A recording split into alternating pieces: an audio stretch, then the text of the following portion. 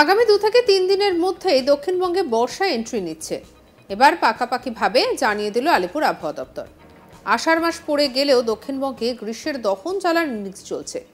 বাসে, ট্রেনে, চায়ের দোকানে কেবল একটাই প্রশ্ন, যে বর্ষা কবে আসবে দক্ষিণবঙ্গে। এই প্রশ্নই এখন ঘুরপাক খাচ্ছে।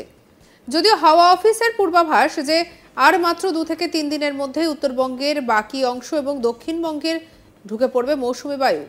সবকিছু ঠিকঠাক থাকলে এই সপ্তাহের মধ্যেই দক্ষিণবঙ্গের একাংশে বর্ষা প্রবেশ করে যাবে। চলুন দেখে নেওয়া যাক আলিপুর আবহাওয়া দপ্তরের আপডেট।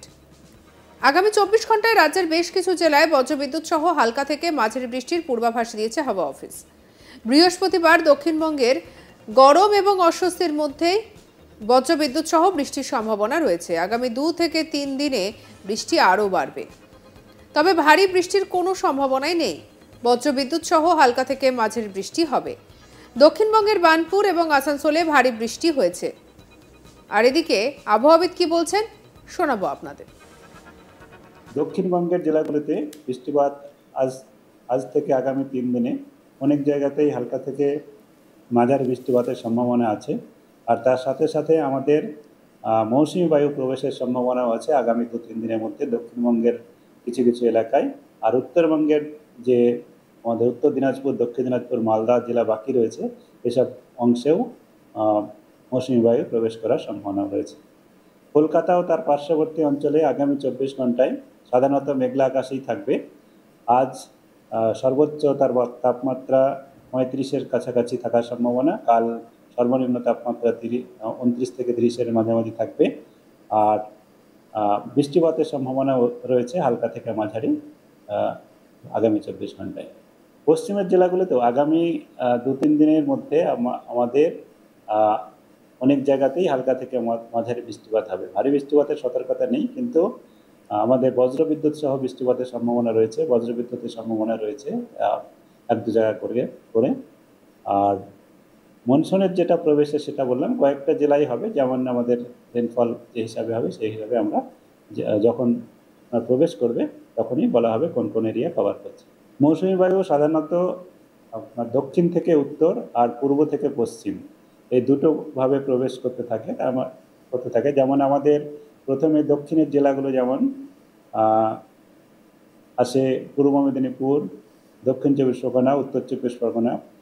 পূর্বের দিকের জেলা নদিয়া, মুর্শিদাবাদ, উত্তর 24 পরগনার কিছু অংশ এই জেলাগুলোতে আসে। তো আমাদের মনসুন বা মৌসুমী বায়ু প্রবেশ সাধারণত এই জেলাগুলোর প্রথমের দিকে হতে থাকে, তারপরে দিকে মুভ করতে থাকে। প্রথম দিনে বা পরের দিনে কতটা হবে একসঙ্গে অনেক সময় একই সঙ্গে সর্বত্রই হতে পারে। আবার কিছুটা অংশ একদিনে হলো, পরের অংশ পরের দিনে হলো, এরকম পরে কয়েকদিন পরে বা পরে হলো সেটা হতে পারে। তবে আমরা এখন যেটা বলেছি কিছু অংশে প্রবেশ করবে, সেটা যখন প্রবেশ করবে সেই মুহূর্তে আপনাদের বলা হবে যে কোন অংশটুকু কভার করবে। ডিলে আপনার দক্ষিণবঙ্গের প্রবেশের ডিলে এটা আপনার অতটা ডিলে নয়, কারণ আমাদের হচ্ছে 10 থেকে 15 তারিখের মধ্যে হয়। আজকে আপনার 19 তারিখ। তবে আপনি যেটা বলতে চাইছেন উত্তরবঙ্গ আর দক্ষিণবঙ্গের ডিফারেন্স।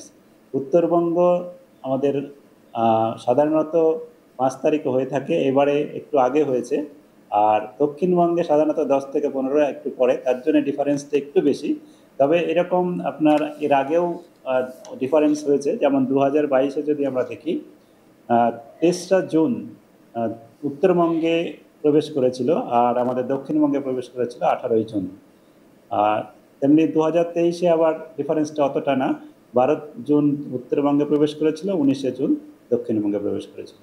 সাধারণত ডিফারেন্সটা 7 থেকে 10 দিন বা 5 থেকে 6 দিন, অনেক সময় 2-3 দিনেরও হয়। তবে এটা যে আপনার ডিফারেন্সটা অনেক সময় বেশি হতে পারে, কারণ এক বছর থেকে আরেক বছরের ডিফারেন্সটা আপনার সবসময়ই থাকে মনসুনে।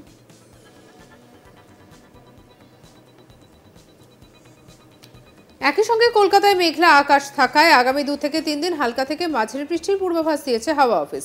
সঙ্গে বজ্রবিদ্যুৎ সহ দমকা বাতাস বইতে পারে। আর এই নিয়ে কি বলছেন আবহাওয়াবিদ শুনবো। কলকাতা আজকে আমি বলেছি কলকাতাতে আপনার আগামী 24 ঘন্টায় সাধারণত মেঘলা আকাশেই থাকবে। আর বৃষ্টিপাতের সম্ভাবনাও রয়েছে আজকে, হালকা থেকে মাঝারি বৃষ্টিপাতেরই সম্ভাবনা। আজকে রয়েছে। আগামী 2-3 দিনেই প্রতিদিনই হালকা থেকে মাঝারি বৃষ্টিপাতের সম্ভাবনা থাকছে।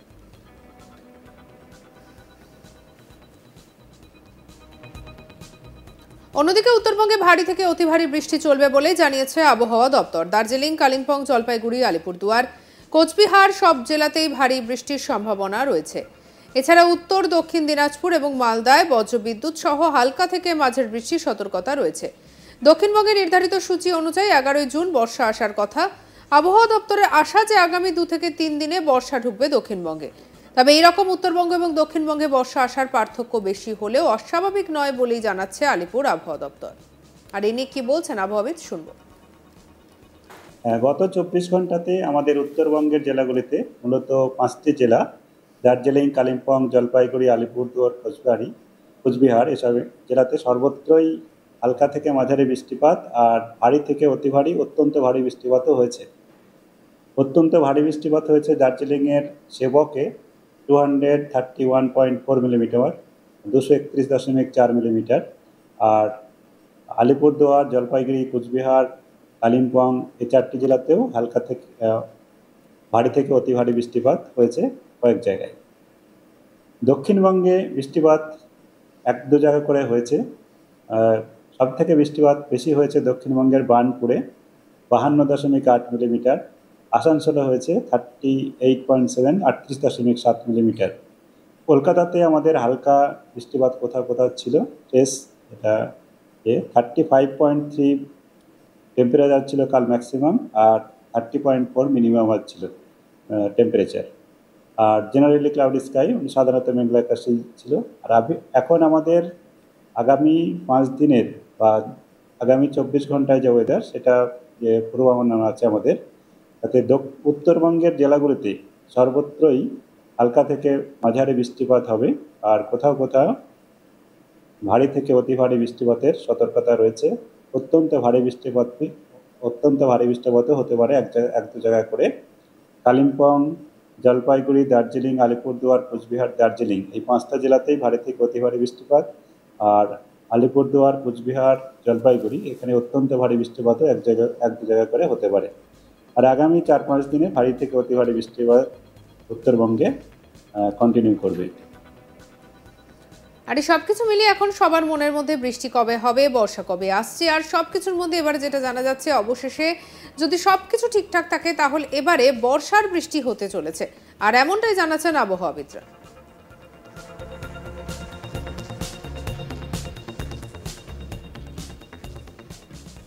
সঙ্গে রাখুন আজ তাক বাংলাকে, সাবস্ক্রাইব করতে ভুলবেন না।